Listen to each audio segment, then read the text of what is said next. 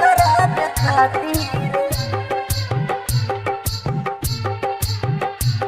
पूजा करावे खातिर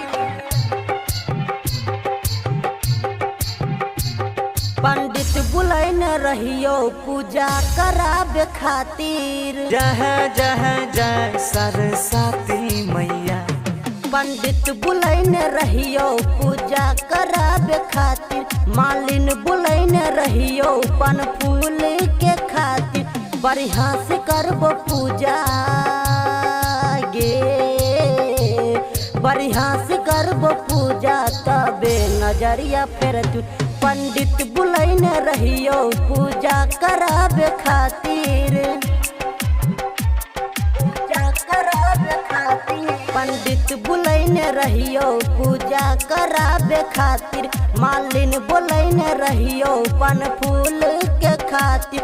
बढ़िया से करबो पूजा गे, बढ़िया से करबो पूजा तबे नजरिया फेर तू। पंडित बुलाने रहियो पूजा करावे खातिर।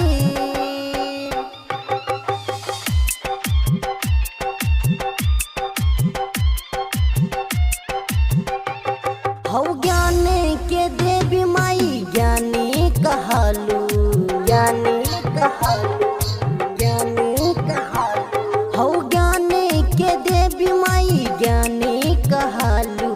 नीतीश पे दे द ध्यान चरणों में शीश झुकैलो, चरणों में शीश झुकैलो। मालिन के बोलने रहियो पन फूल के खातिर, पन फूल के खातिर। मालिन के बोलने रहियो पन फूल के खातिर।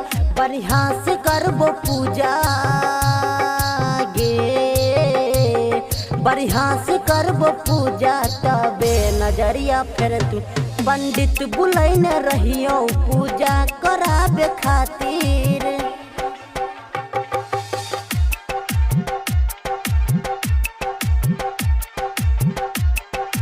डीजे सुल्तान वाला म्यूजिक नरहन बाजार।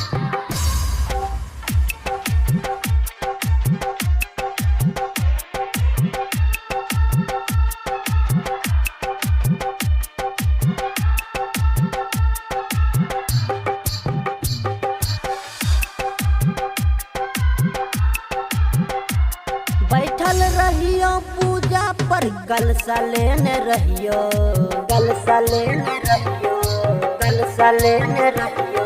बैठल रहियो पूजा पर कलशा लेने रहियो। मैया के आगे नीतीश शीश झुकैलो, झुकैलो। राइटर प्रमोद भेल अच्छा गीतिया लिखे खातिर। जय जय जय सरस्वती मैया। नीतीश भेल बिना बाली के भजनिया गावे खातिर। बढ़िया से करबो पूजा गे, बढ़िया से करबो पूजा तबे नजरिया फेर तू।